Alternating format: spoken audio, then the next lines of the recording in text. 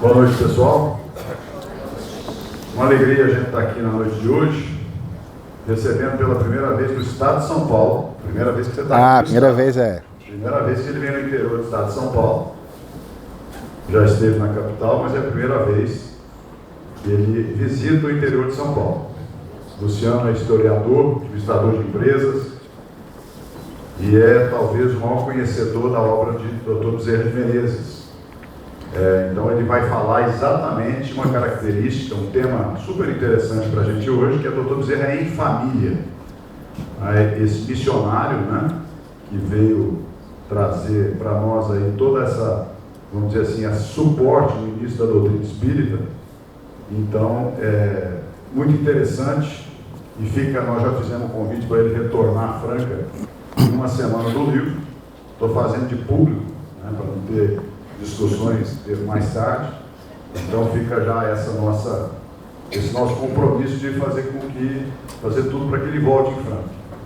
Então nós vamos, na noite de hoje, ele trouxe o livro que está ali disponível para quem tiver interesse.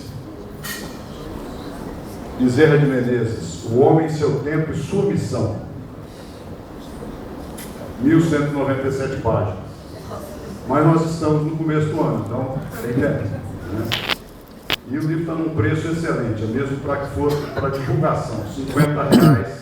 O livro está disponível, ele vai autografar ao final da palestra, para quem tiver interesse. Temos também esse outro livro, de autoria do Luciano, Viana de Carvalho, Tribuno de Icó, que trata da obra de Viana de Carvalho. E temos este outro aqui, que foi uma ação da Federação Espírita do Paraná. Esse livro, escrito por Viana de Carvalho, que foi resgatado e publicado pela Federação Espírita do Paraná. Então, os 3 livros estão disponíveis ali. Depois eu vou pedir ao Dr. Kleber para fazer a prece. E em seguida o Luciano vai trazer para a gente a sua palestra.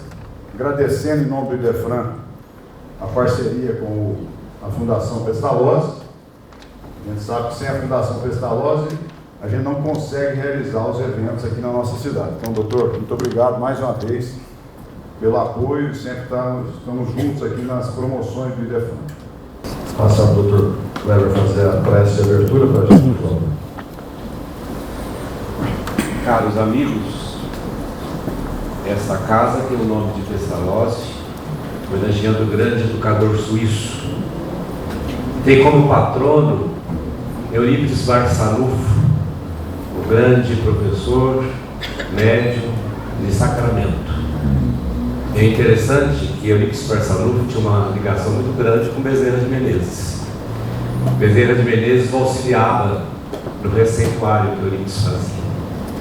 Meu pai contava com muito entusiasmo dessa ligação de Eurípides Barçanufo com Bezerra de Menezes. Então, nessa noite que nós temos a possibilidade de receber o nosso confrade, Luciano Klein, lá de Fortaleza, no Ceará, um historiador, um estudioso, se dedicou a entender melhor Bezerra de Menezes em vários aspectos, e vai trazer aspectos que nós não conhecemos. É uma alegria muito grande nós estarmos aqui. Tenho certeza que vamos sair daqui muito mais felizes do que chegamos. Muito mais tranquilidade em nossos corações e conhecer um pouco mais desse chamado Kardec brasileiro. Então, para isso, é importante que nós aceleremos os nossos corações, que nós peçamos mais uma vez que, em nome de Deus e de Jesus, os espíritos abnegados que velam por essa instituição, que velam pelos trabalhos espíritas dessa cidade, possam ser conosco. Que as nossas mentes e corações estejam abertos a tudo que aqui for dito, para que possam crescer e frutificar e dar frutos não só para nós, como para todos. E que o nosso orador possa estar com tranquilidade, desenvolver todo aquilo que ele se propôs. Assim dizemos: Nosso Pai na terra e nos céus, sagrado é teu nome. Seja feita tua vontade conosco, como é feita no espaço. Dá-nos do teu pão o suficiente para o dia. Em tua compaixão, perdoai-nos, e e alargai-nos o coração, para que perdoemos um ao outro. Guia-nos para ti e dá-nos tua mão em nossas terras. Deus é o reino, o poder e a glória.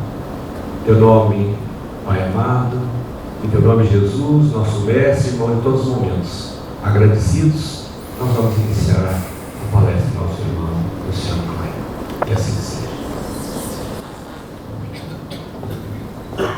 Luciano, a palavra está contigo. Desde já agradecendo a sua disponibilidade de vir tão longe lá da nossa fortaleza, aqui para a nossa região. Gratidão.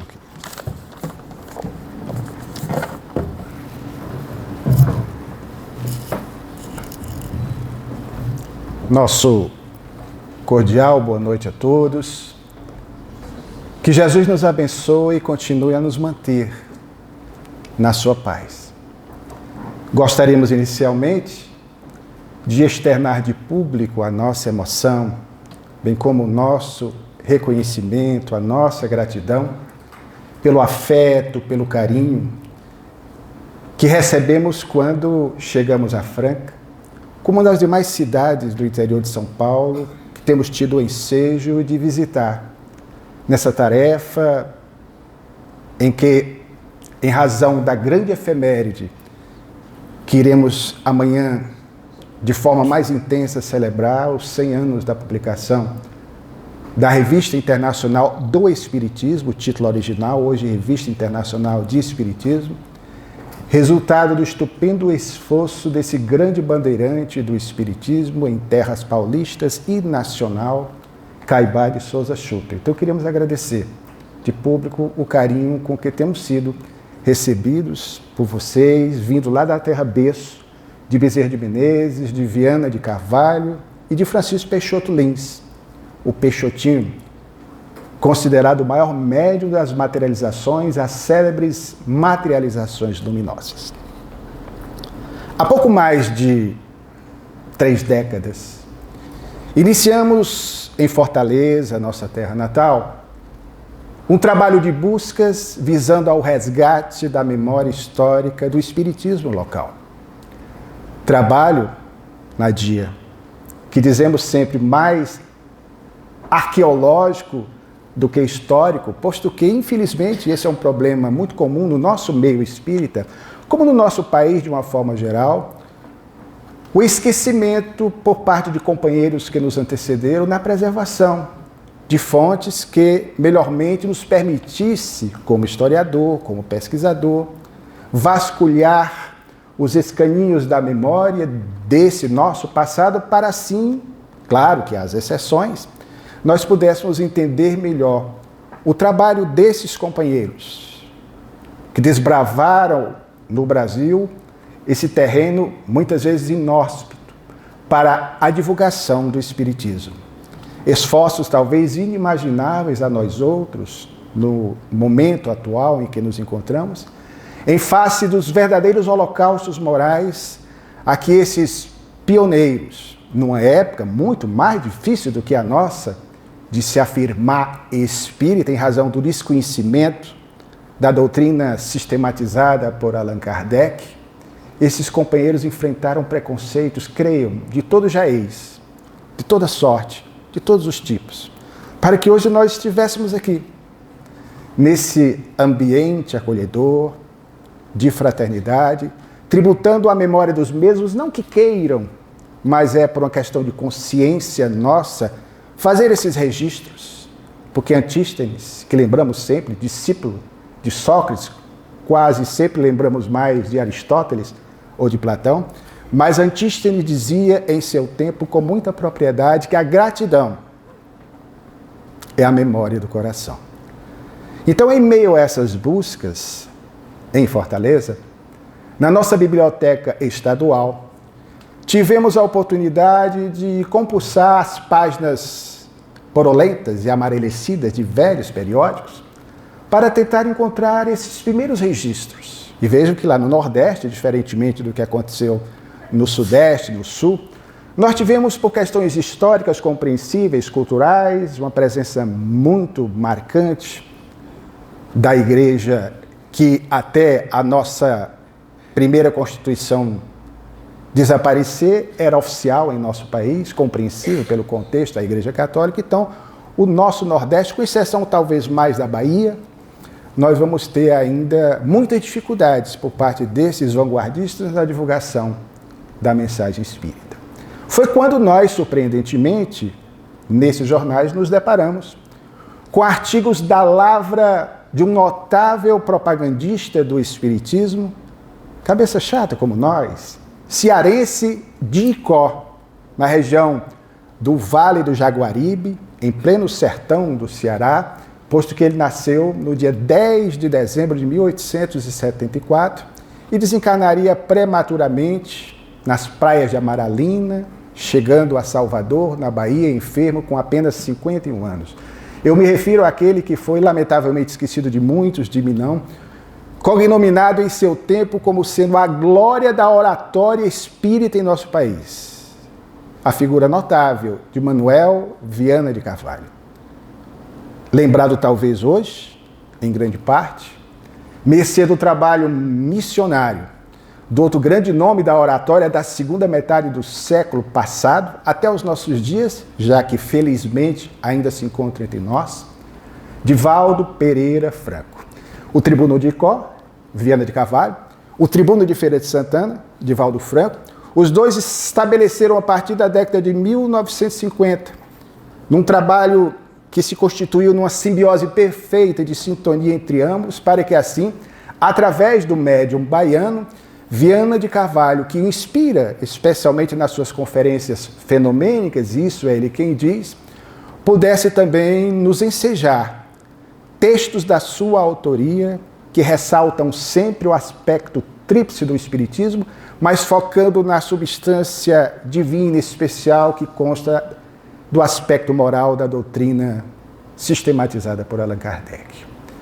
Viana de Carvalho é conhecido hoje, em grande parte, pelo trabalho de Divaldo Franco, a quem também homenageamos nesse momento, na iminência de completar 98 anos de uma provecta existência, toda ela dedicada à causa espírita na divulgação e na vivência dos postulados que esposamos. A diferença, aliás, entre esses grandes vultos do passado, porque não são seres, evidentemente, privilegiados no processo da criação, sabemos que não há prerrogativas, não há exceções na criação divina, mas são irmãos nossos. Contudo, psiquismos mais amadurecidos pelo tempo, mediante seus próprios esforços individuais, conseguiram lograr alcançar degraus mais elevados na escala de ascensão das almas e, o que é mais importante, queridos, por amor. Por amor a nós outros que nos encontramos mais à retaguarda nessa árdua, porém necessária caminhada de ascensão espiritual, recebendo o comando divino, volvem à nossa dimensão, para através não só das suas palavras, mas sobretudo através dos seus exemplos nobilitantes, numa vida consubstanciada na vivência cotidiana do amor, mostrarem que esse é o único meio, é o único caminho que nos ensejará essa ruptura desses grilhões, dessas algemas, que nos prendem a um passado de dor e de sofrimento, em razão das nossas oportunidades existenciais de outrora, encarnações transatas, mal baratadas. Então, esses personagens, diferentemente de nós, eles pregam o que vivem e vivem o que pregam. E ficamos encantados com Viana de Carvalho, o orador mais perfeito que o Brasil já conheceu. Isso quem diz é Divaldo Franco, que não o conheceu quando encarnado, porque Viana desencarna em 26, Divaldo reencarna em 5 de maio de 1927. Mas os dois, nesse trabalho de parceria, passaram a ter uma sintonia e Divaldo teve, relata, a oportunidade de ouvir Viana de Carvalho muitas vezes pregar no mundo espiritual. E, de fato, no começo do século, esse cearense, e aí vamos explicar porque estamos citando Viana de Carvalho, a guisa de introdução do nosso tema proposto, foi exatamente porque, olhando esses artigos, e que descobrimos que não eram artigos propriamente por ele escritos, mas eram, vejam, notas taquigráficas. A taquigrafia, hoje nem tanto mais utilizada, por conta da tecnologia contemporânea, mas ela era muito utilizada na época do Dr. Bezerra de Menezes, no século XIX, no início do século XX, nas décadas seguintes, em razão da necessidade de você fazer os registros históricos pontuais daquilo que era dito das tribunas, dos oradores. Então, na verdade, essas conferências de Viana de Carvalho, por razões óbvias, não foram, infelizmente, embora eu tenha procurado, e ainda hoje pesquiso, encontrar alguma delas, quem sabe, Fernando, nos arquivos de Frederick Figner, que foi um dos grandes nomes da cinematografia nacional e na divulgação da música no nosso país, através do seu investimento nessa área em especial, e ele gravava muitos discursos. Ainda não perdemos a esperança. Mas era muito difícil, então se tinham essas notas taquigráficas. E numa delas, nós ficamos impressionados pela demonstração do imenso amor de Viana de Carvalho, cognominado pelos seus contemporâneos de Vianinha, porque ele tinha fisicamente, aliás, como foi acontecer com as grandes almas que passam pela Terra, claro, com as devidas exceções, mas quase todas são de pequena estatura. Vi de Madre Teresa de Calcutá, vi de Mandúcia, vi de Chico Xavier, que não era assim tão alto. Não tenho ideia da altura física de Eurípides, mas pelas imagens parece que ele também não tinha essa altura toda. E o Viana era pequenininho e era chamado de Vianinha. Curiosamente, desculpem, mas o historiador, ele vai nos detalhes. Nadia sabe disso. E ele não deixa de ser, querido, um pouco fofoqueiro, porque eu gosto de contar essas coisas. E nós descobrimos a altura do Dr. Bezerra de Menezes, coisa que nunca havíamos pensado. Mas como vocês não são curiosos, obviamente eu não vou dizer para vocês qual era a altura, a dimensão física do Dr. Bezerra de Menezes. Ou querem saber? Isso é importante? Nós descobrimos tudo. O historiador também, para fazer um livro que dá para você ler numa noite, como esse que nós estamos apresentando a vocês, foi lançado em 2021 em face da celebração, naquele ano, dos 190 anos de nascimento do nosso ilustre conterrâneo e de Viana de Carvalho. Dr. Bezerra de Menezes, ele tinha os olhos esmeraldinos, esverdeados, e não azuis, como muitas vezes é retratado. Ele tinha o cabelo um tanto crespo, ondulado. Ele, durante um tempo, foi gorduchinho, outras vezes, em razão dos problemas e das vicissitudes existenciais pelas quais passou, e não foram poucas, ele emagrecia sobremaneira. Mas o Dr. Bezerra de Menezes tinha fisicamente, quer saber mesmo? Pasme, eu imaginava que ele era um homem zarrão, que ele era mais ou menos da altura assim do Fernando, um pouco mais. Visto pelas imagens, a imagem sempre engana um pouco. E o Dr. Bezerra, quando desencarnou, em 11 de abril de 1900, ele nasceu na então freguesia do Riacho do Sangue, perto da cidade de Icó, onde nasceu Viana de Carvalho, na região do Vale do Rio Jaguaribe, no espaço físico ou geográfico onde hoje se encontram as cidades de Jaguaretama e Solonópolis. E o Dr. Bezerra de Menezes desencarnou aos 68 anos, iria completar 69, e naquela ocasião ele tinha apenas 1,60 m, bem baixinho. Aliás, isso é curioso, eu sempre conversava com o Fernando, sou muito cauteloso no tocante às revelações que muitas vezes são feitas acerca de encarnações transatas de determinados personagens. Eu me valho sempre daquela emblemática figura do saudoso ator, dublador do Scooby-Doo, que todos vocês conhecem, o Orlando Drummond, que fez o seu peru na escolinha do cearense humorista Chico Anísio, que aliás tinha um grau de parentesco, vejam só, com Viana de Carvalho. Nas pesquisas nós vamos encontrando esses links, essas ligações. A bisavó do Chico Anísio era irmã da bisavó de Viana de Carvalho, era da família Viana também. E o fato é que o Orlando Drummond tinha um personagem no antigo programa Zorra Total, em que ele encarnava a figura de um índio que, com o seu companheiro da mesma tribo, dizia pezinho na frente, pezinho atrás. Era sempre a necessidade da precaução, da cautela. Isso no movimento espírita nós temos que ter muito. Então, eu sou muito cético, me perdoe, ao trabalho do historiador, em relação a algumas revelações, mas outras tantas aceito. Especialmente aqui o Dr. Bezerra de Menezes, no passado, e tinha ter tido um contato com Jesus, não dá para não perceber isso, numa alma cujas mensagens ainda hoje veiculadas por Divaldo, antes por Chico Xavier e outros tantos médios, nos permite sentir esse perfume de um psiquismo dessa estatura. Só pode ter sido alguém que conviveu realmente com Jesus em seu tempo.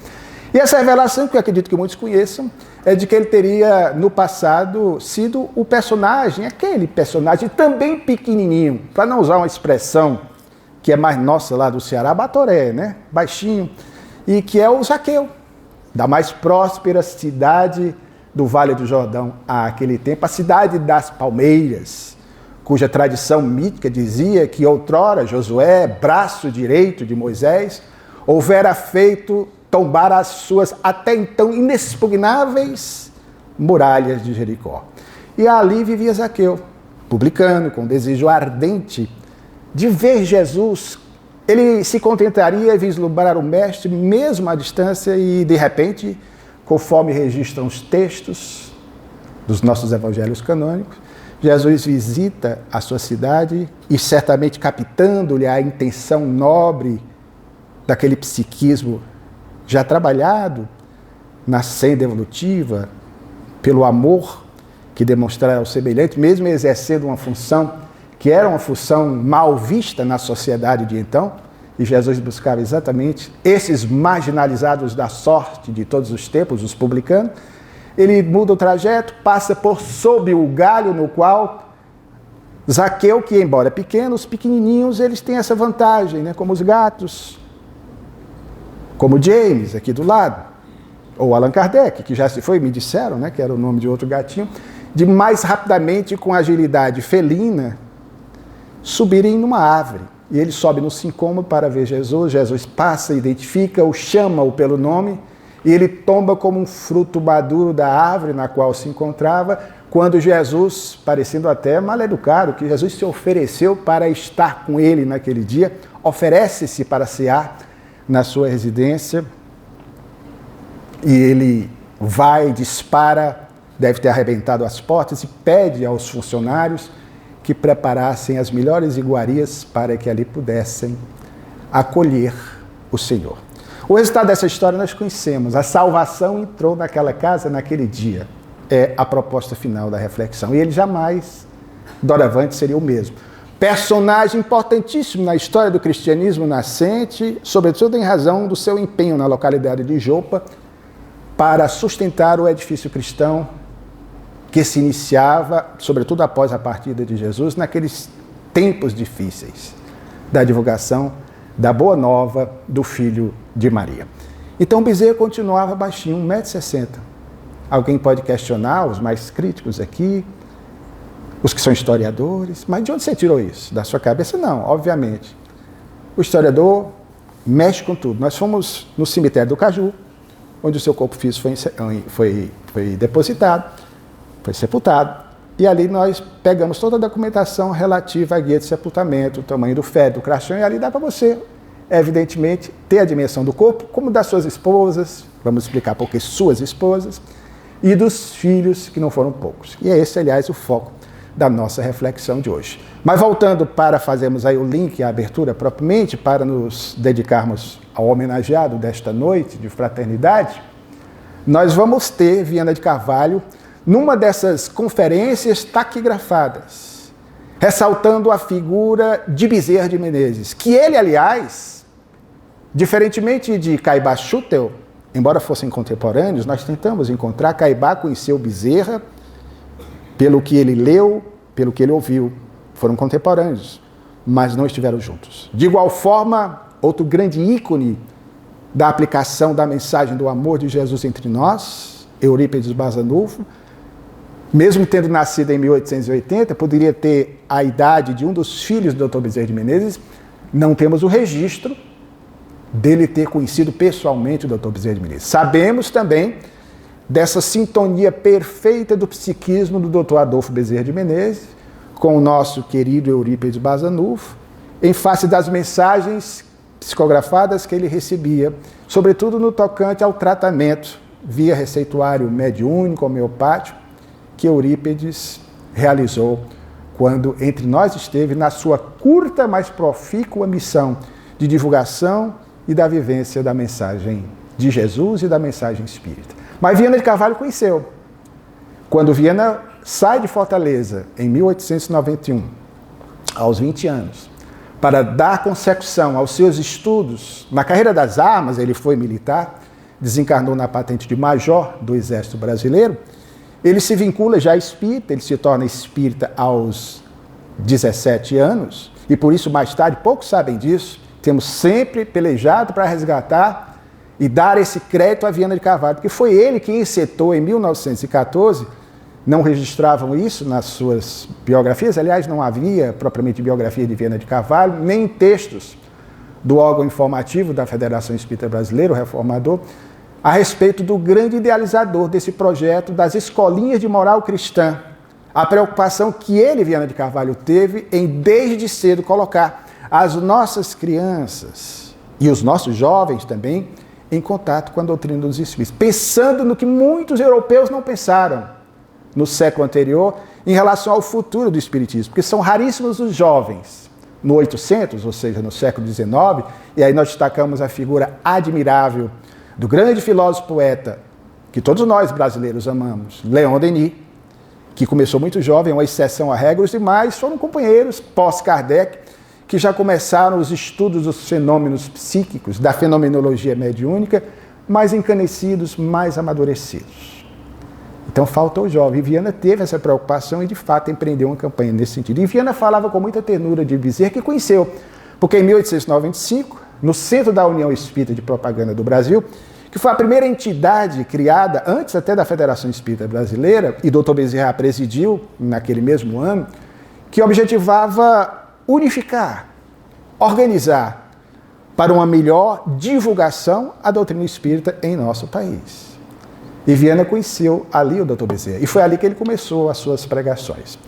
Mas, e Bezerra de Menezes? Onde entra a importância desse personagem? Obviamente, somos suspeitos, porque foi a partir dessa deixa de Viana de Carvalho, e também tendo ouvido uma palestra de Divaldo Pereira Franco, em 1987, sobre o nosso ilustre conterrâneo do Riacho do Sangue, que ficamos embevecidos, para não dizer apaixonados, pela vida de Bezerra de Menezes. E foi quando já jovens integrantes da então Mocidade Espírita Joana de Ângeles, na nossa casa berço, que nos acolheu em 1985, então eu tenho 40 anos. A pausa é intencional, é proposital, para vocês pensarem, eu tenho 40 anos. De espiritismo.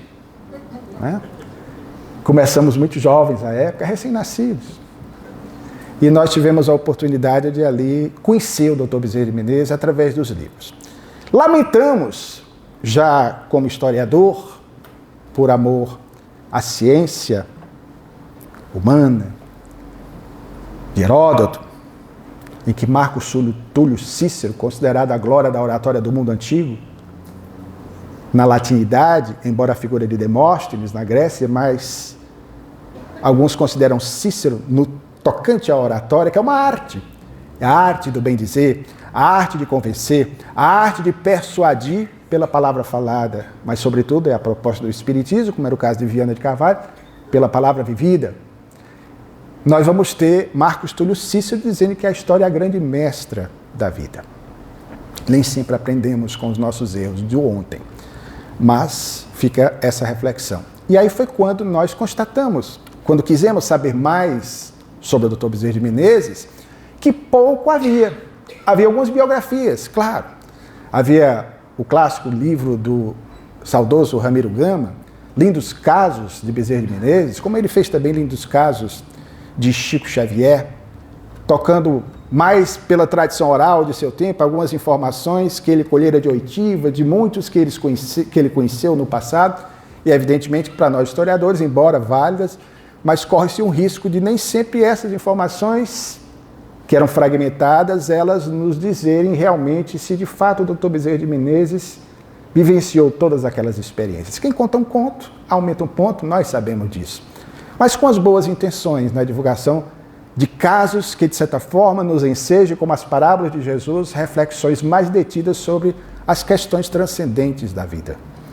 E aí nós olhamos, havia um outro livro de Silvio Brito, Nadia também pesquisou tudo isso, como apaixonada pela vida do Dr. Bezerra de Menezes, principalmente em relação à obra magna dele quando encarnado, uma obra eminentemente científica, A Loucura sob o Novo Prisma. E aí havia a obra do Silvio Brito, da Federação Espírita Brasileira, lançada ainda no final dos anos 1960, um perfil biográfico que eu considero um dos melhores, que consta do livro Grandes Espíritas do Brasil, de Zeus Van Tuyl, obra lançada em 1969. Aí nós tínhamos também o do Francisco Aquarone, uma obra mais romanesca, Bezerra de Menezes, O Médico dos Pobres, que muitos de vocês devem ter tido a oportunidade de ler. E aí fomos observando que, além dessas, uma outra obra aparecia, mas não havia uma obra realmente que nos permitisse compreender melhor a vida do Dr. Bezerra de Menezes. A própria documentação era muito escassa. Você tinha, e se contava nos dedos, 5 imagens retocadas do Dr. Bezerra de Menezes. A mais clássica, conhecida, cujo original nós descobrimos, sem retoques, consta do livro, que, aliás, encontramos, vejam só, no Museu Imperial, em meio aos apetrechos, aos guardados da Princesa Isabel. Ela tinha, naquela época não havia os álbuns de figurinhas, mas ela tinha entre as suas manias, saudável mania, como todos nós, colecionar figurinhas dos políticos da época. É o gosto dela, né? A de se respeitar. E, evidentemente, o Dr. Bezerra de Menezes, como teve uma projeção política importante, ela tinha essa fotografia, cujo original nós destacamos. E aí você vê o Dr. Bezerra de Menezes sem retoques, como ele realmente era, nessa principal imagem. E aí nós começamos a observar até que recebemos um empurrão fraterno de um saudoso e querido amigo, hoje já residente há 25 anos no mundo espiritual, o grande pesquisador espírita do Espírito Santo, Lamartine Palhano Júnior, que eu acredito que muitos de vocês já ouviram falar. Há muitas obras dele, ele deixou um legado importante. E Palhano sugeriu, quando tivemos a oportunidade de pessoalmente estar com ele, ainda na década de 1990, e ele disse: Luciano, seria de bom alvitre que um cearense de preferência escrevesse uma biografia sobre o Dr. Bezerra de Menezes. Ele disse: mas Palhano, já tem tantos livros, e não havia tantos livros. Ele disse: não, mas era interessante que se escrevesse a partir de uma abordagem mais histórica, para que assim nós pudéssemos compreender Bezerra de Menezes como um homem de seu tempo. E aí, depois de tantos anos, de uma paciente e demorada pesquisa, e quando nos perguntam o que é que nos moveu a fazer esse livrinho que vocês viram, eu me lembro de uma música. Eu não sou muito fã, com todo respeito, dessas canções, eu sou de uma outra época, dita sertaneja, né, esse sertanejo universitário. Mas tem uma música aí que eu acho que dá para pensar uma parte da letra que me permite responder o que é que me moveu a fazer essa pesquisa. Demorada e paciente. É o amor que mexe com a minha cabeça e me deixa assim. Só pode ter sido, porque às vezes eu me pergunto, se eu perdesse os arquivos desse livro, eu jamais faria de novo esse livro. Não tinha condições.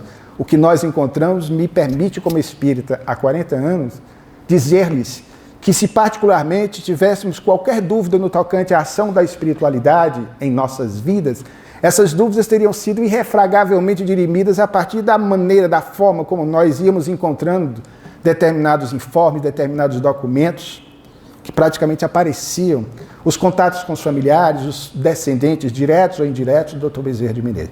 Foi aí que nós resolvemos montar esse livro, que foi lançado em razão da efeméride do ano de 2021, os 190 anos de nascimento do Dr. Bezerra de Menezes, 29 de agosto de 1831, 29 de agosto de 2021, quando saímos desse momento crítico, difícil, pelo qual nós passamos e fomos acicatados pela dor, pelo sofrimento, mas certamente colhemos desse momento doloroso na nossa história universal, mundial, as lições necessárias para que sejamos pessoas melhores. Eu me refiro à pandemia pela qual todos nós passamos e pudemos, de alguma maneira, sentir também o que Eurípides Barçanufo sentiu 100 anos antes, quando a gripe espanhola, que não era bem espanhola, açoitou o mundo inteiro. Não se chamava aquela época de pandemia, embora tenha sido uma pandemia. Então nós fizemos esse trabalho que veio a lume com o título de Bezerra de Menezes, O Homem, Seu Tempo e Sua Missão. A razão do título parece óbvia, mas é interessante, porque quando nós pesquisamos alguém que viveu ontem, no passado. Nós sabemos que pela teoria einsteiniana, a teoria da relatividade, é possível se viajar no tempo, teoricamente. Na prática não conseguimos. E por enquanto isso não acontece. Uma das possibilidades, claro, com as necessárias ponderações que a história recomenda, é voltar ao passado, pegar as fontes primárias, folhearmos os jornais de época para sabermos acerca daquele personagem que pesquisamos. E nós fizemos isso.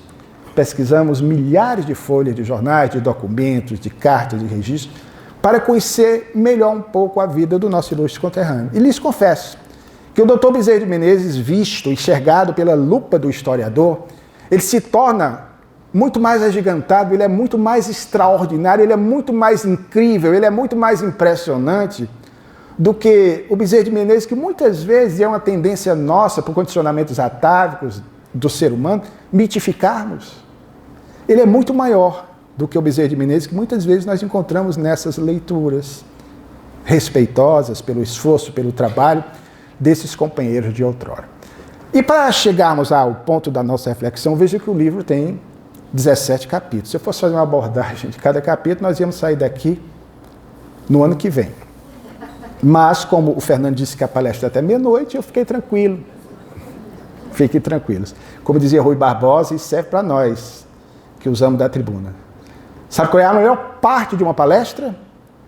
Dizia ele. É a sua conclusão. Quando o palestrante está chegando no fim, as pessoas começam a relaxar.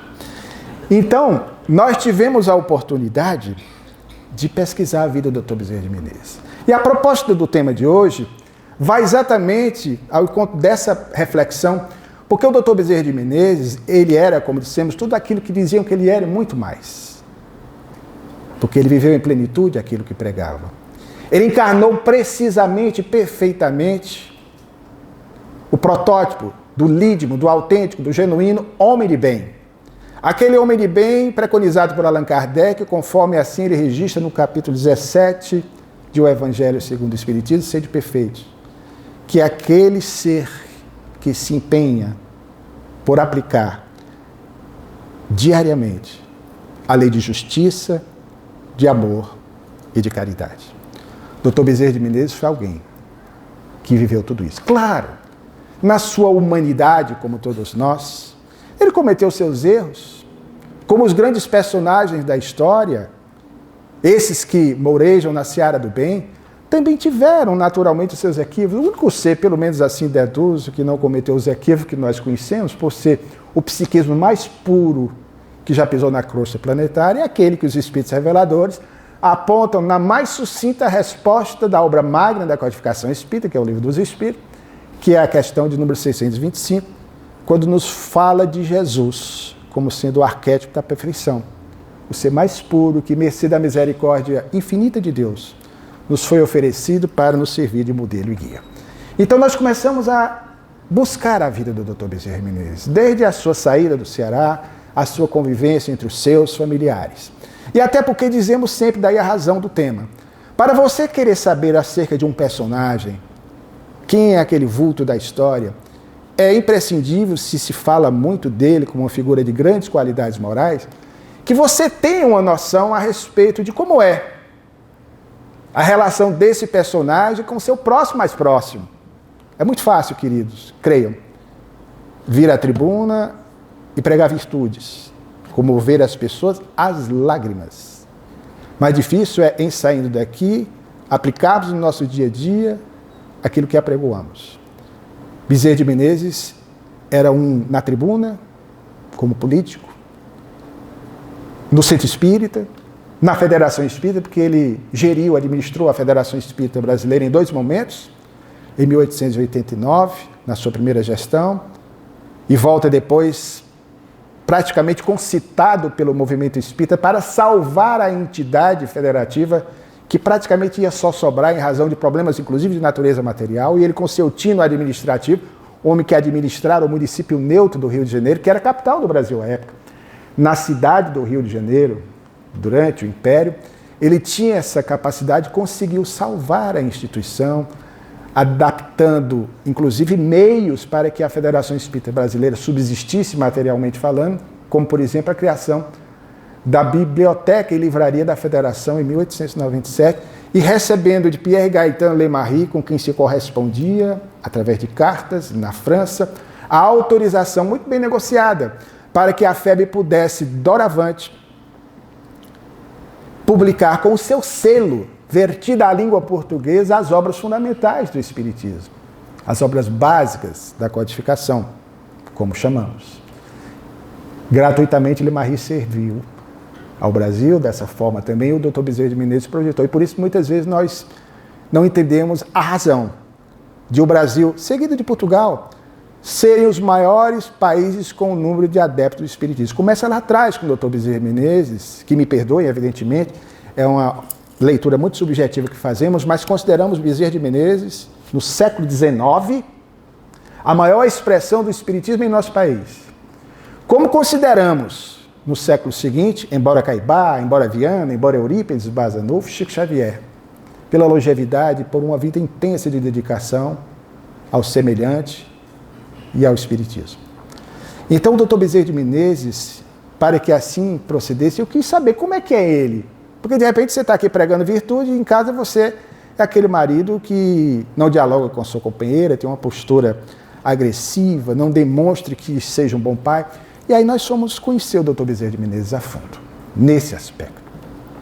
Primeiro, na relação familiar, ele amava e praticamente venerava os pais.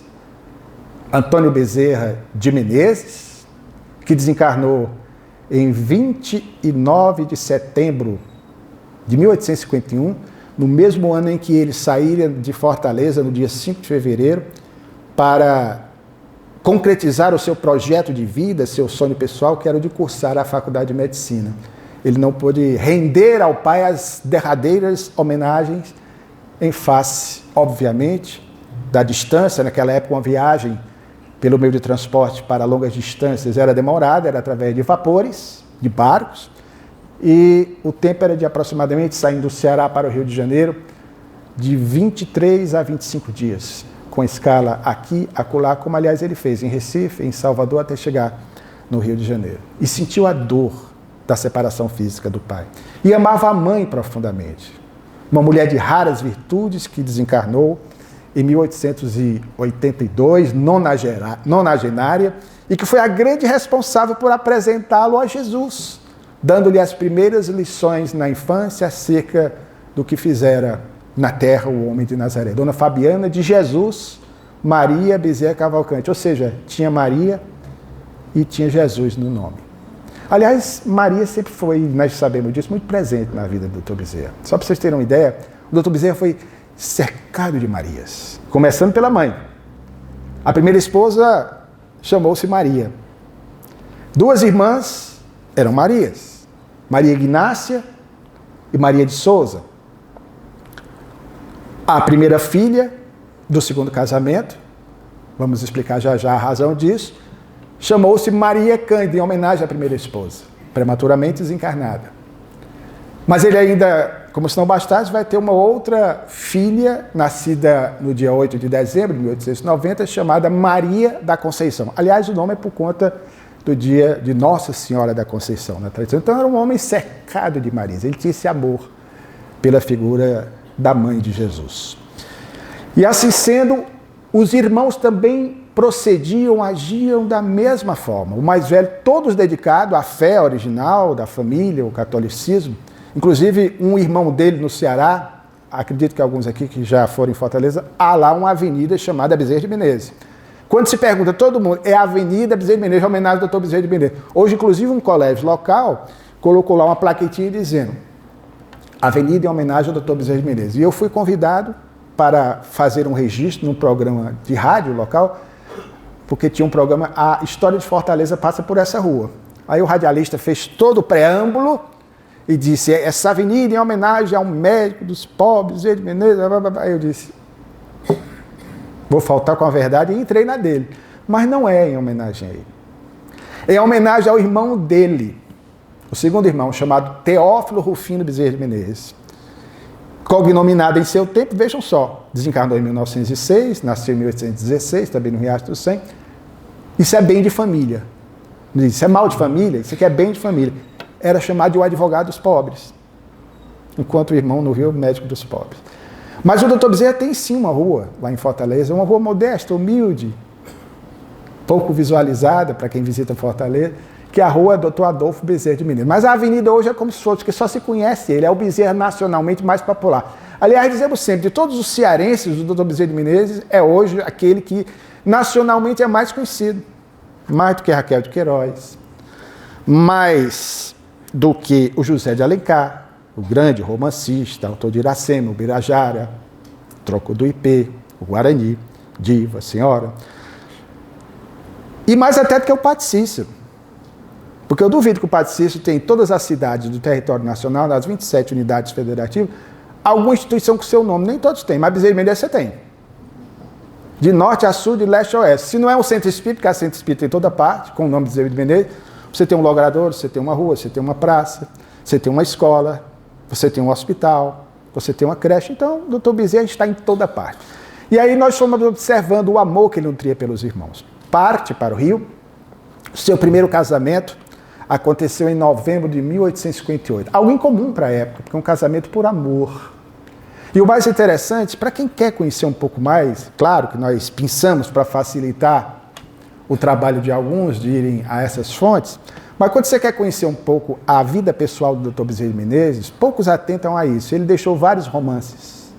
O Dr. Bezerra de Menezes era uma alma multifacetada, um homem de várias ações.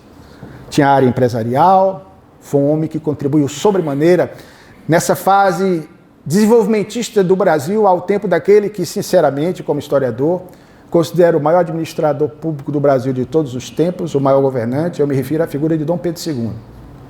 O Dr. Bezerra de Menezes, aproveitando aquele surto desenvolvimentista da era Mauá, ele investiu na área ferroviária também, ele contribuiu com ações em várias empresas, e foi uma pessoa materialmente muito bem aquinhoada, embora, em razão dos reveses da política econômica, sobretudo a política do encilhamento, já na República com Rui Barbosa, ele vai perder, e perdeu de fato, literalmente, tudo.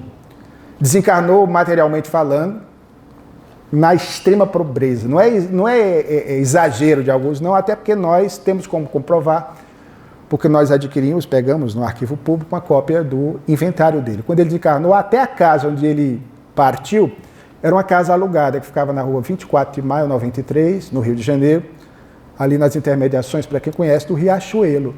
Então nem a casa era dele. Então, do ponto de vista material, ele desencarnou muito pobre.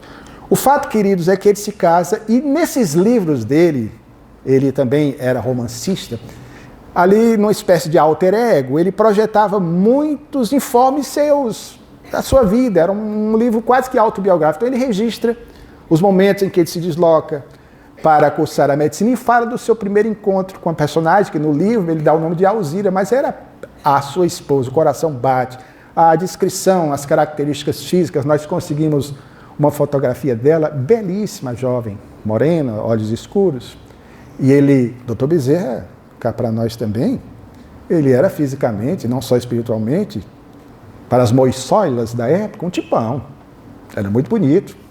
Basta olhar as fotografias dele que vocês deduzem. Os olhos do Dr. Bezerra, então, mas ele era evidentemente uma pessoa muito tímida. E aí encontrou essa jovem, foi amor à segunda vista, que só a reencarnação explica. E aí ele se consorcia com ela, encontrou-a inclusive num momento muito especial da sua vida, no momento em que ele, pós-conclusão do curso médico, com muito sacrifício, em razão também dos problemas de natureza material, pelos quais a sua família no Ceará passou, seu pai praticamente perdeu tudo e desencarna, o Dr. Bezerra de Menezes, ele teve a oportunidade de concluir a faculdade de medicina, sempre com a nota máxima, no latim optima cum laude, aluno brilhante. Ele tem a oportunidade, depois de seguir brevemente a carreira militar, como segundo tenente cirurgião do Exército, para poder subsistir, materialmente falando. Foi a época do casamento, ele precisava ter esses cuidados com a companheira. E aí, no momento em que ele estava também tendo a oportunidade de entrar, pelos seus méritos, Dr. Bezerra escrevia, já desde a época de acadêmico, num jornalzinho da Faculdade de Medicina, que nós resgatamos, era desconhecido das biografias até então divulgadas, que ele fora redator do jornal acadêmico. E você vê ali, mesmo um acadêmico, um médico falando com muita propriedade a respeito dos problemas da medicina de seu tempo. Então ele recebeu a oportunidade ali de entrar na Academia Imperial de Medicina, que ainda hoje existe, claro, com o nome de Academia Nacional de Medicina. E na época do Império era dificílimo alguém ter a oportunidade de entrar e fazer parte dos quadros dessa instituição. E foi ali, numa solenidade, em que ele, ao lado de um outro médico, Machado Neto, irmão, por parte de pai, da primeira esposa do Dr. Bezerra de Menezes, em junho de 1857, que ele conheceu aquela que seria o grande amor da sua vida.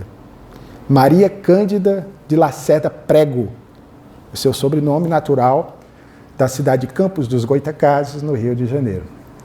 Órfã por parte de pai, o pai desencarnou quando ela tinha poucos meses, ela nasceu em 1845, e a mãe, Dona Maria, outra Maria na vida do Dr. Bezerra, a sogra também, que aliás o nosso querido amigo do Rio de Janeiro, Jorge Damas Martins, certa feira disse algo, que esse Dr. Bezerra não vai ficar chateado com ele, nem comigo, que às vezes eu repito, mas dou os créditos, porque foi ele que disse. Dr. Bezerra se casaria, depois da desencarnação da primeira esposa, com a irmã materna da segunda esposa, Cândida Augusta. Vamos falar na sequência. Então, a sogra era a mesma, né, das duas. Aí o Jorge ousou perguntar de público, isso vai ficar registrado, a ideia dele. O Dr. Bezerra briga com ele. Qual das duas esposas o Dr. Bezerra de Menezes teria amado mais? Isso é pergunta que se faz. Né? Aí ele perguntou, a primeira, Maria Cândida, ou a segunda, Cândida Augusta, com quem ele vai viver até o momento derradeiro da sua jornada. E a dona Cândida vai ficar na Terra até o ano de 1909, quando desencarnará aos 58 anos. E aí o Jorge perguntou, qual das duas? E a resposta dele foi genial. Eu sempre copio, Ctrl+C, Ctrl+V e repasso. Nem a primeira nem a segunda. Ele amou mais a sogra, porque ele trocou de esposa, mas a sogra permaneceu a mesma. Brincadeiras à parte, sei que o Dr. Bezerra, perdão por mim e perdão pelo Jorge, mas esse fato é real.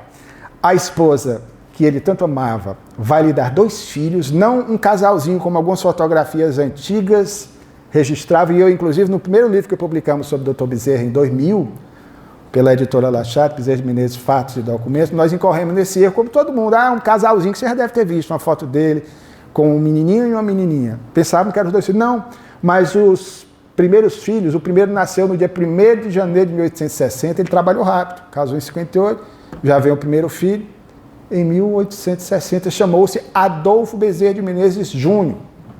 E o segundo, nascido 2 anos depois, também no mês de janeiro, em homenagem ao pai, veja o amor dele pela família, Antônio Bezerra de Menezes. Só que vem o golpe doloroso da sua jornada, a segunda grande prova, porque a separação física do pai o abalou sobremaneira.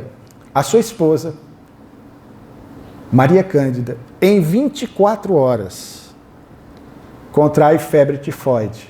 Não é o tifo dos nossos dias. A febre tifoide, na época, era muito comum, infelizmente, em razão da precariedade na lavagem dos alimentos, da própria água contaminada. Não se tinha uma noção, como hoje, mais tarde nós teríamos, do mundo microscópico. Os próprios médicos naquela época, nós estudamos muitos documentos, você chegava na Santa Casa de Misericórdia do Rio de Janeiro, alguém atrás de algum médico, eu quero aquele ali, do jaleco cheio de sangue, eu quero aquele que é o melhor. Porque ele certamente tinha feito muita cirurgia naquele dia. Então você achava que o melhor era o mais sujo, que ia se limpando. Quanto mais limpo, que era o que deveria ser recomendado, na época não se tinha essa ideia. Então foi um golpe na vida do Dr. Bezerra de Menezes. A companheira desencarna em 24 horas, ele fica viúvo, com 2 filhos pequenos, um de 3, outro de 2. O Dr. Bezerra de Menezes, na sua humanidade, isso serve de lição para todos nós. Embora ele próprio é quem narra, não é o historiador, mas isso é uma entrevista que ele dará no Reformador em 1893, ele disse que entrou num quadro profundo de melancolia. Em outras palavras, termo de hoje, depressão. Dr. Bezerra ficou sem sair de casa, largou praticamente todas as atividades. Imagina o amor da vida dele, 2 filhinhos. Mas, de repente, graças a um amigo de consultório, cujo nome, para homenagear Dr. Antônio Fernandes, nós recuperamos, que trabalhava com ele, lhe apresenta a primeira grande obra que vai mudar a sua vida, que foi a Bíblia, depois o Livro dos Espíritos, em 1875. Mas em 1863, 1864, nesse quadro difícil pelo qual ele passava, ele apresenta a Bíblia, que ele inclusive diz que não tinha muita motivação para ler, não conseguia concatenar as ideias. Tanto que a Bíblia do Padre Figueiredo, na época, um clássico, era a obra mais difundida, ele resolve compulsá-la para se entreter com as imagens, que constam ainda hoje das traduções dessa obra. E ali ele foi vendo e talvez buscando no seu passado as lembranças de outrora, esse seu encontro com Jesus em Jericó.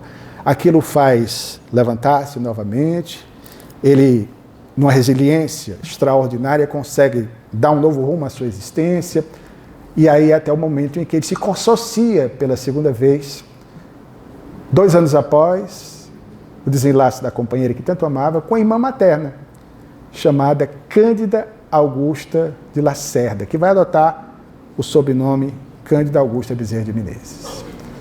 Se ele teve 2 filhos com a segunda, vocês querem saber quantos filhos ele teve? Com a primeira ele teve 2, com a segunda quantos ele teve? Querem? As biografias todas erraram, até nós descobrirmos, porque uma dizia ele teve 2 filhos com o primeiro casamento, mais 7 do segundo, total de 9. A maior parte das biografias colocava 9 filhos. Porque essas biografias, elas se basearam na primeira biografia que foi publicada sobre o Dr. Bezerra de Menezes, por Presalindo Lery Santos, que foi o primeiro biógrafo de Bezerra de Menezes, que escreveu uma obra, Panteão Fluminense. É uma biografia, na verdade um perfil, era uma obra resumida, uma biografia bem sintética. E ali, em 1880, quando a obra foi publicada, aí sim, em 1880, o Dr. Bezerra tinha 2 do primeiro, 7 do segundo, 9 filhos. Só que ele esqueceu de contabilizar os que vieram depois de 1880. Aí os outros pesquisadores, sem os recursos que hoje nós temos de pesquisar, foram nessa obra. O Dr. Bezerra teve, só que esqueceram que ele viveu mais tempo ainda, a ponto de deixar 16 filhos. Uma prole considerável, claro, para honrar a tradição do Nordeste, a época chamada Norte, como todo bom cearense. Claro que o custo de vida naquela época era outro, bem diferente dos nossos dias. Então o Dr. Bezerra de Menezes teve mais de 16 filhos. Na verdade, filhos carnais, vamos explicar, 15, e mais um adotivo. Fora os agregados, sobrinhos, filhos do coração, que ele albergava sob as suas asas. A semelhança daquela emblemática figura que Jesus nos apresenta da galinha, que acolhe sob as suas asas os pintainhos. O Dr. Bezerra era mais mãe do que pai, na sua ternura, na sua capacidade, usando um verbo que não existe, de maternar, de lidar com os seus. E aí nós conhecemos o Dr. Bezerra de Menezes em família. O Dr. Bezerra de Menezes, embora as convenções da época, embora a exigência, e todas as filhas do Dr. Bezerra de Menezes tocavam e se apresentavam em saraus, em teatros, piano, era a educação da época, ele teve muito cuidado em relação a isso. Todos os filhos o amavam de forma extraordinária, porque Bezerra ia na contramão da educação prevista para os homens daquela época, em que se dizia que o homem, o pai, deveria manter uma certa distância dos filhos. O Dr. Bezerra não. Ele era, Fernando, bem italiano. Cavalcanti vem da Itália, também a mãe. Ele era muito tátil, ele era muito afetuoso. Ele pegava os filhos, brincava com os filhos, roçava a sua barba espessa nos pescoços dos mesmos para vê-los gargalhar. Punha apelidos carinhosos em todos eles. Na primeira esposa, a Maria, ele chamava de Mariquinhas. A segunda esposa, baixinha como ele, tinha 1,58 m, ele chamava a Cândida de Dodoca. Não é Dondoca, é Dodoca. E os filhos todos igualmente. Na sequência do Adolfo e do Antônio, veio a primogênita do segundo casamento, uma linda menina que, curiosamente, era uma cópia, se pudéssemos dizer, xerografada da primeira esposa, irmã materna da segunda. Uma moça linda, conseguimos até fotografias, vocês podem ver, quem quiser, depois, nesse trabalhinho de uma noite que nós fizemos, né? Olhos negros, Pensamos até, quando vimos a imagem, que poderia ser a Maria Cândida, mas era a filha mais velha do segundo casamento, a quem ele deu o nome, com a aquiescência da segunda companheira, de Maria Cândida, nome da esposa desencarnada. Depois nasce a Ernestina, em 1867. Olhos verdes como pai. Desencarnou em 1950. Entrevistamos uma neta dela, que dormiu com a avó até o ano de 1950, quando ela desencarnou. E aí é bom para o historiador, porque você pega muitas informações, aí quebrando etapas, vai direto em alguém que a conheceu pessoalmente. Depois nasce, em 1870, a Carolina, também olhos claros, verdes como pai. Depois vem, em 1873, o Otávio. Curiosamente, a primeira filha, a Maria, ele chamava de Sinhazinha, era o apelido. E colocava, inclusive, em alguns dos personagens dos romances aos quais aqui fizemos menção. Sinhazinha. A segunda, a Ernestina, Zizinha. Inclusive, na nota do sepultamento do corpo dela, já em 1950, quando nós pegamos lá o nome e, entre aspas, o apelido dado pelo pai, Zizinha. A Carolina era Yaya, que ele usa também nos personagens do livro. E assim vai. O Otávio, que nasce em 1873, ele chamava de Barão. Aí vai nascendo os demais filhos. Nasce um em 1875, veja só que nome interessante. Foi o ano que ele recebeu o Livro dos Espíritos, do primeiro tradutor à língua portuguesa de O Livro dos Espíritos, Dr. Joaquim Carlos Travassos. Ele deu o nome do menino, suponho eu, embora o Evangelho segundo o Espiritismo foi lançado só em 1876, mas ele deve ter se encantado ali com o nome de Emanuel, porque deu o nome de Emanuel Bezerra de Menezes. Depois nasce uma outra Cândida. Naquela época era comum. Se hoje tem o Fernando Palermo pai, bota no filho, daqui a pouco é o neto, o descendente. Eu tenho, meu filho é Luciano Klein neto, meu pai era Luciano Klein. A dinastia, né? O hábito do passado, em homenagem ao pai, não a mim. Mas o fato é que nasce uma outra Cândida, a filha. Depois nós vamos ter uma menina linda chamada Cristiana. Querem que eu continue com os filhos ou para aqui? É cansativo, né? Porque já estou cansando de tanto filho, imagina. Então aí ele vai ter ainda. Dr. Bezerra foi pai com 60 anos. Trabalhou muito. Dr. Bezerra, ele foi pai com 60 anos, nasceu a garotinha Maria da Conceição. Dr. Bezerra foi pai com 64 anos. Nasceu a sua última filhinha chamada Consuelo, que desencarnou prematuramente em 1898, até o reformador registra, em razão de um problema congênito coronariano. E ele, na serenidade, já aquecido pela fé espírita, que abraçara desde 1886. E pulei uma. São tantos filhos que até eu me confundo. 16 de agosto de 1886, nasceu da manhã de um dia muito especial para ele, uma filha chamada Hilda. E aí o mais interessante, no mesmo ano que nasceu Ernestina, em 1867, o Dr. Bezerra de Menezes registrou como sua filha, deu-lhe o nome, uma jovem, uma menina, que nascera escrava. Alguém ligado à família do sogro dele, e nasceu essa escrava, filha de uma escrava chamada Fausina. Aliás, no romance A Pérola Negra, ele homenageia essa senhora, dando o nome da personagem, o mesmo nome dessa que lhe cedeu a sua própria filha, que ele adotou como sua, registrou com o nome de Antônia Bezerra de Menezes, que ele carinhosamente chamava de Antonica.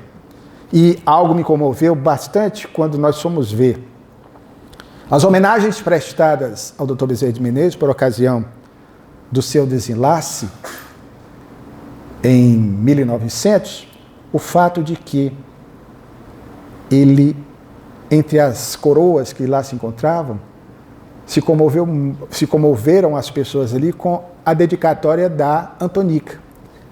Gratidão eterna da sua filha Antonica. Ela deixou uma coroa especialmente dedicada ao pai. Então, o Dr. Bezerra era assim. Era alguém que amava profundamente seus filhos. O que nos mostra, repetindo, que o amor ao próximo, mais próximo, é uma demonstração patente de que aquele personagem é alguém que realmente viveu em plenitude a mensagem do amor. Agora, finalizando a nossa reflexão, porque se me deixassem, o Fernando disse que eu falasse um pouquinho a mais, mas vamos ser disciplinados em relação ao tempo que nos foi dado. O Dr. Bezerra de Menezes passou pela prova acerba, entretanto já espírita, de ver a partida quase que em sequência desses filhos. Desses 16 que na Terra ele teve, contando com a Antonica, que ele não distinguia, tinha como filha legítima sua, ele viu partir antes dele 10 filhos. E esses jovens desencarnavam não em tenridade. Houve sim um garotinho chamado João, que eu não mencionei, nascido e desencarnado em 1889, logo após o nascimento. Mas os demais, houve outra, a Cristiana desencarnou com 9 anos, coincidentemente no dia 11 de abril, que é o dia da desencarnação dele, só que de 1889. Então, a mãe grávida do João, talvez tenha sido até uma das razões do garotinho ter sobrevivido pouco tempo. A mãe passa por essa prova de perder essa, entre aspas, essa filha linda. Eu tenho uma fotografia, toda vez que eu olho eu me enterneço de tal maneira que me comovo, não tem como. Muito linda a criança, como as filhas do Dr. Bezerra de Menezes. E aí ele vê partir a Carolina, a Yaya, ele vê partir a Sinhazinha, que estava noiva. Olhem só que coisa interessante. No dia 2 de abril de 1887, Dr. Bezerra houvera se declarado espírita publicamente em 16 de agosto de 1886, no Salão da Guarda Velha, no Rio de Janeiro. Perante um auditório, estima-se, pelo que foi publicado nos jornais da época, de um público de aproximadamente 2.000 pessoas. 2.000 pessoas. É público para Divaldo Franco. Naquela época, não havia a bênção desse instrumento que amplifica a voz de um orador que, como eu, não tem uma voz de Fernando, que é uma voz postada. A minha voz é débil, ó, se não fosse isso aqui, você não ia nem me ouvir direito. Então eu agradeço a Deus quem inventou isso aqui. Por isso que o Divaldo tem uma voz bem postada, né? Esses grandes oradores do passado.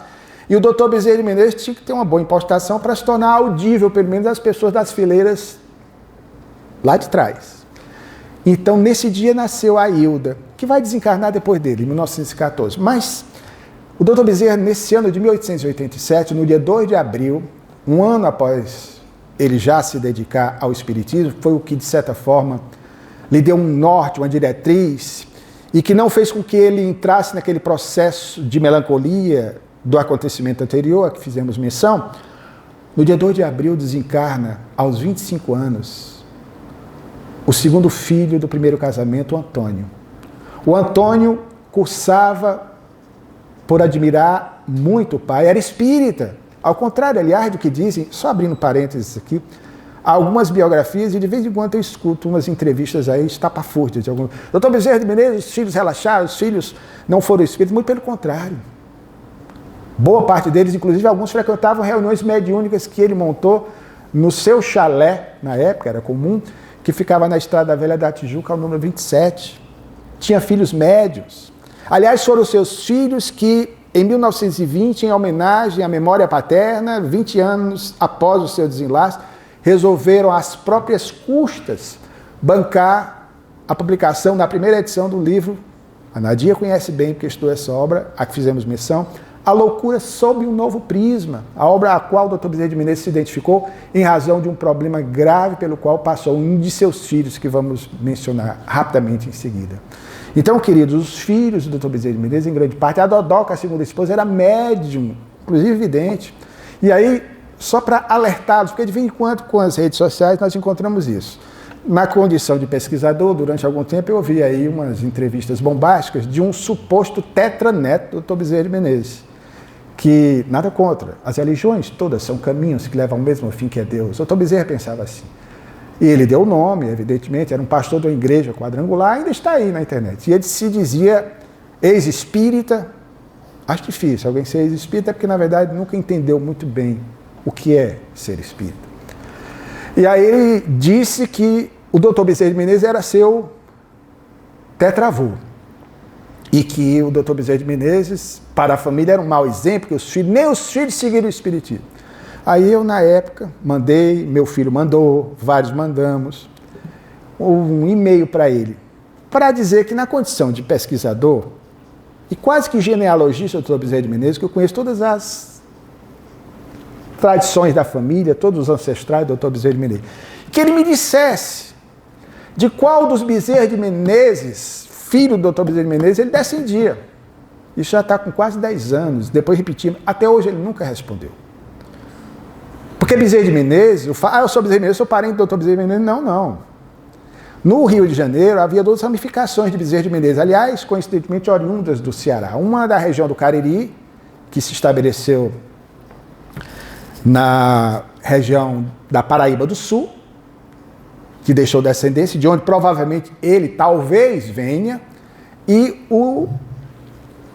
os descendentes mais diretos do Dr. Bezerra de Menezes se estabeleceram na corte, no Rio de Janeiro. Aí esse sim é do nosso Dr. Bezerra de Menezes, até hoje, só para vocês terem uma ideia. Então, desencarna no dia 2 de abril de 1887 o Antônio. Lindo rapaz, temos duas fotos dele, olhos verdes como o pai. Menino de um coração imenso. A Federação Espírita Brasileira, até como espírita, vejam, prestou uma homenagem a ele através das páginas do Reformador. O Antônio desencarna da mesma enfermidade que levou a mãe, febre tifoide. Ia concluir a faculdade. E 3 meses depois, a primogênita, a mais velha do segundo casamento, a linda Cândida Augusta, com 18 aninhos, estava noiva. As coisas da época, ela ia se casar, o noivo, fica tudo em família. Aquela época era assim, não se casou com ela, casou com a Ernestina, a outra irmã. Ficava tudo em família, era interessante naquela época. E desencarna, imagina a dor do pai. 2 filhos adultos, de uma beleza espiritual, esse golpe, diferença de 3 meses, ela em agosto, 13 de agosto, ele em 2 de abril. Outubro de 1887, nesse mesmo ano de provas acerbas, o Dr. Bezerra de Menezes enceta, através do Centro da União Espírita do Brasil, a mais incrível campanha até hoje já conhecida, que faz com que ele, com justiça, embora alguns questionem, mereça o título de o Allan Kardec brasileiro, que foi dado pelos seus contemporâneos, porque ele inicia através das páginas dos principais jornais da época, a mídia de então, uma coluna hebdomadária, ou seja, uma coluna semanal, nas páginas do principal jornal de circulação da América do Sul, o jornal O País, dirigido inclusive pelo seu amigo Quintino Bocaiúva. E durante 7 anos, numa coluna em que, com a linguagem jornalística, ele consegue divulgar, a semelhança de Allan Kardec no trabalho da Revista Espírita, como poucos, o Espiritismo. Depois ele transfere essa coluna para o Jornal do Brasil, depois para o jornal Gazeta de Notícias, e o último jornal que até então as biografias não registravam, o Gazeta da Tarde, que ele publicou até o seu desenlace. Então os filhos foram desencarnando um após outro, a ponto de ficarem somente esses 6 que nós tivemos quando pegamos o inventário. Desses filhos, houve um outro, e aí fechamos a nossa reflexão, que moveu muito a sua atenção. Esse foi um trabalho árduo de pesquisa que nós fizemos para entender a problemática que envolveu um de seus filhos, que é bastante conhecido, um problema obsessivo, um problema também que fez com que nós não sabíamos à época, a Nadia pesquisou bastante também. O jovem chegou a ser internado em hospitais psiquiátricos, inclusive na casa de saúde do Dr. Eiras e no hospício, assim chamado à época, Pedro II. Então, alguns companheiros, porque o Dr. Bezerra não identificava no livro A Loucura sob o Novo Prisma, não dava o nome do filho.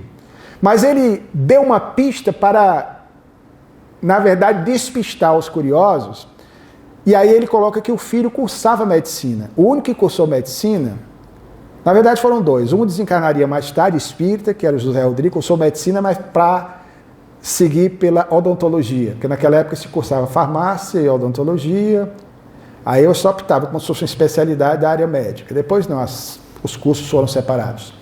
E aí, o outro filho, o único que cursou medicina foi o Antônio, que desencarnou em 1887.